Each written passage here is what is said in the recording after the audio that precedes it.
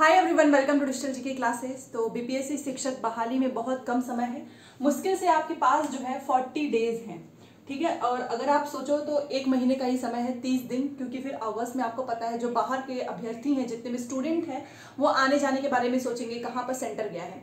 तो आप जो है मान के चलो कि आपके पास 30 दिन है, और 30 दिन में आपको कैसे तैयारी करनी है, स्ट्रैटेजी क्या होगी, नेगेटिव मार्किंग के साथ आपको कैसे पढ़ना है। साथ में आपको पता है कि इन्होंने सिलेबस तो अपना पूरा डिटेल में दिया नहीं है, मतलब जैसा कि केंद्रीय विद्यालय का जो एग्जाम हुआ था उसमें तो पता था कि कौन सा टॉपिक कितने नंबर का आना है। आपने देखा होगा कि हर एक टॉपिक, जैसे कि सीडीपी सबसे ज्यादा मार्क्स के थे, करंट अफेयर कम था, तो उससे एक आइडिया लग जाता है कि कौन सा सब्जेक्ट हमको ज्यादा फोकस करना है, किस पे कम करना है, कि हमारा जो है पेपर अच्छे नंबर से पास हो जाए।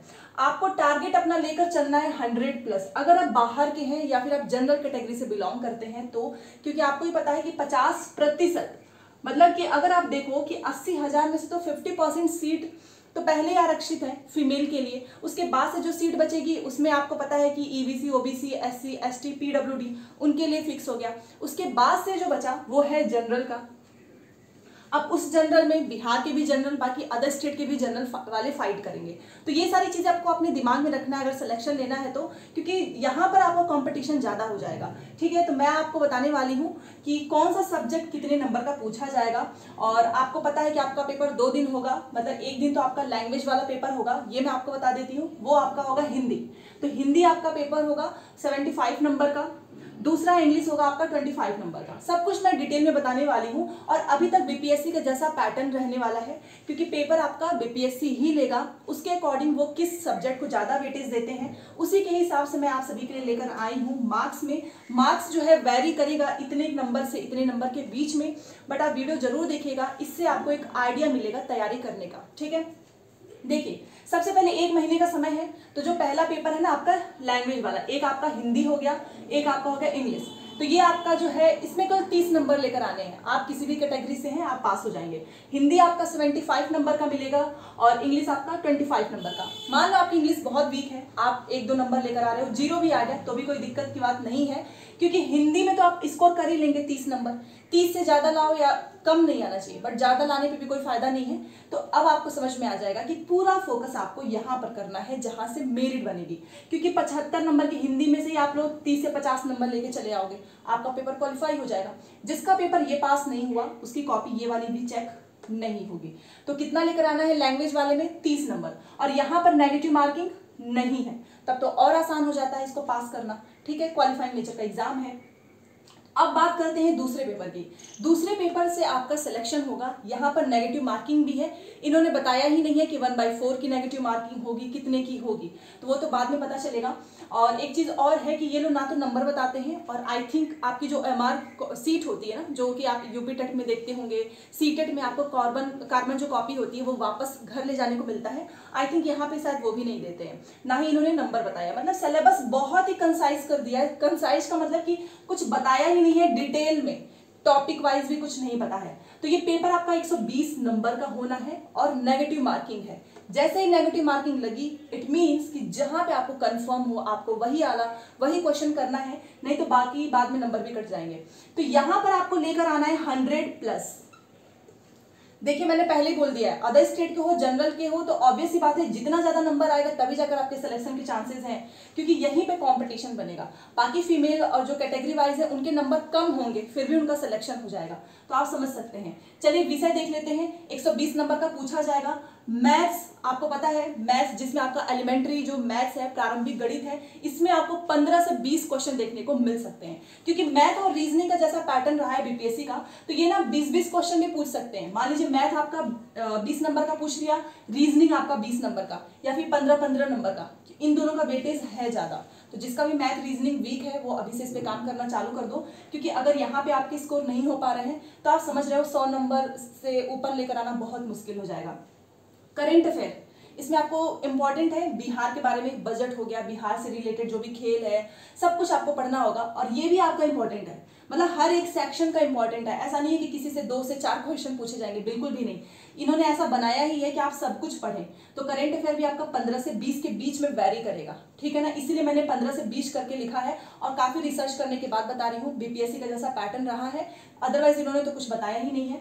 सामाजिक विज्ञान जिसमें आप SST बोलते हो, इसमें आपके 20 नंबर के पूछे जाएंगे। ये तो आपका 20 नंबर का हर हाल में पूछा जाएगा। GS वाला पोर्शन कहीं ना कहीं थोड़ा सा इंपॉर्टेंट हो जाता है।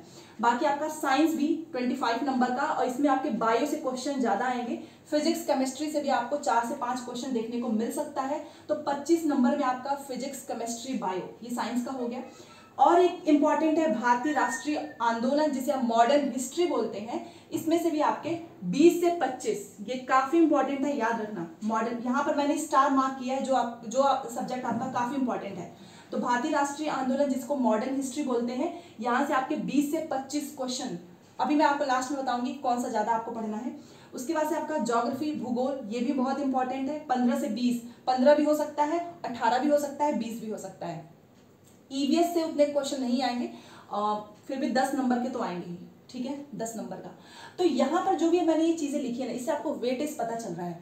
तो अगर आपने 5 सब्जेक्ट्स में भी अच्छे से कमांड कर लिया, जैसे कि मैथ्स मैंने स्टार मार्क किया है, मैथ्स हो गया, आपकी रीजनिंग हो गई, ठीक है, आपका साइंस हो गया, आपका भारतीय राष्ट्रीय आंदोलन जिसे मॉडर्न हिस्ट्री बोलते हैं, और भूगोल, 1 2 3 4 5 सब्जेक्ट्स पे अगर आपने कमांड कर ली तो आप आराम से 100 ऊपर चले जाएंगे। कैसे? देखिए, 20 नंबर का आपका मैथ, रीजनिंग में 20-20 नंबर के 40 नंबर के हो गए, बाकी के बचे 60 नंबर। तो विज्ञान तो आएगा ही आपका 25 नंबर का, ये भी आपका 20 नंबर का आएगा ही, ठीक है। भूगोल भी, इसमें देखिए इसलिए मैंने 15 से 20 कर दिया है, ये आपके 15 नंबर के भी क्वेश्चन आ सकते हैं भूगोल में, और मॉडर्न हिस्ट्री में आपका 20 नंबर भी आ सकता है। इससे कम क्वेश्चंस नहीं बनते हैं। तो आप समझ सकते हो, अगर आपने math, reasoning, science, modern history, geography, क्योंकि EVS तो आप पढ़ते ही हो ना, सीटेट में भी आप EVS पढ़ते हो, आपने पढ़ा ही होगा। करंट अफेयर तो अब इतना, बहुत से लोग जो है करंट अफेयर को इग्नोर कर देते हैं, क्योंकि वो आप पढ़ ही नहीं पाएंगे करंट अफेयर। इसलिए मैंने आपको कुछ 5 टॉपिक बता दिया है, 5 सब्जेक्ट, मैथ, रीजनिंग, विज्ञान, भारतीय राष्ट्रीय आंदोलन एंड भूगोल। अगर आप इतने को भी अभी से अच्छे से कर लेते हैं तो आप आराम से 100+ लेकर आएंगे।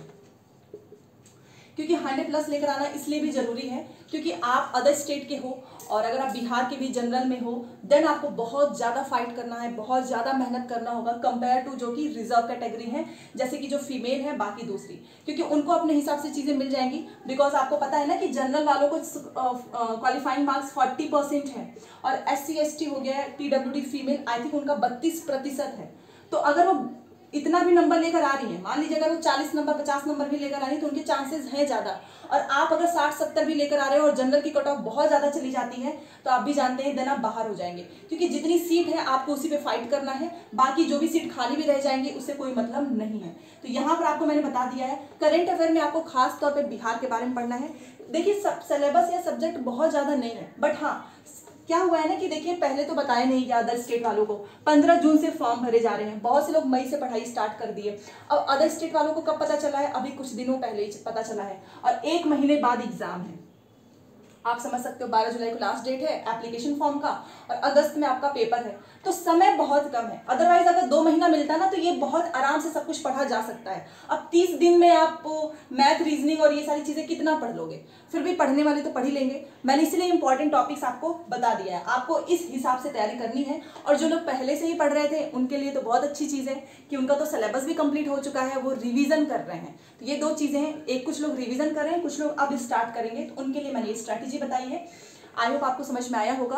और इससे रिलेटेड मैंने सोचा है कि भारतीय राष्ट्रीय आंदोलन जो कि मॉडर्न हिस्ट्री है, जहाँ पे लोगों को बहुत दिक्कत होती है, ये इसका वेटेज भी ज़्यादा है, 25 नंबर तक के क्वेश्चन आते हैं। इसकी क्लासेस भी मैं लेना स्टार्ट कर दूंगी अपने ही चैनल से, ठीक है। तो अगर आप चाहते हैं तो चैनल से जुड़ जाइएगा, सब्सक्राइब जरूर कर लेना। मिलते हैं नेक्स्ट क्लास में। Thanks for watching.